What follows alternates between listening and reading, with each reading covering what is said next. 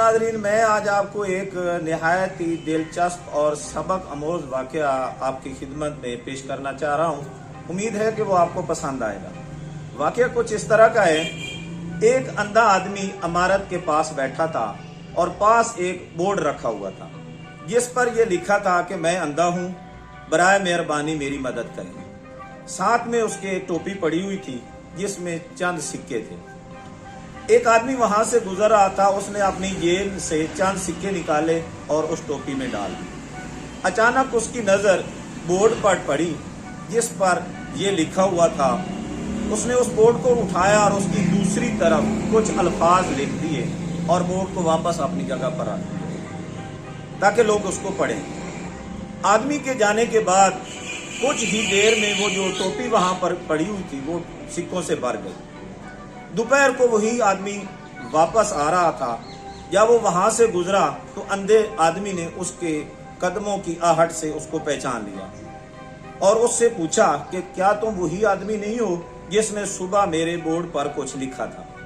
आदमी ने कहा, हाँ मैं वही हूँ। अंधे ने पूछा, तुमने क्या लिखा था? कुछ ही देर में मेरी टोपी सिक्कों से भर गई जो सारे दिन में नहीं भरती थी। आदमी बोला, मैंने सिर्फ सच लिखा था, लेकिन जिस अंदाज में मैंने लिखा वो पहले वाले से थोड़ा मुख्तलिफ था। उसने पूछा, क्या सच था? ने कहा कि आज का दिन बहुत खूबसूरत है और मैं इस काबिल नहीं कि इसका नजारा कर सकूं। आदमी ने अंधे को मुखातिब करके कहा, तुम क्या कहते हो कि जो पहले लिखा था और जो बाद में लिखा है दोनों का इशारा एक तरफ नहीं है?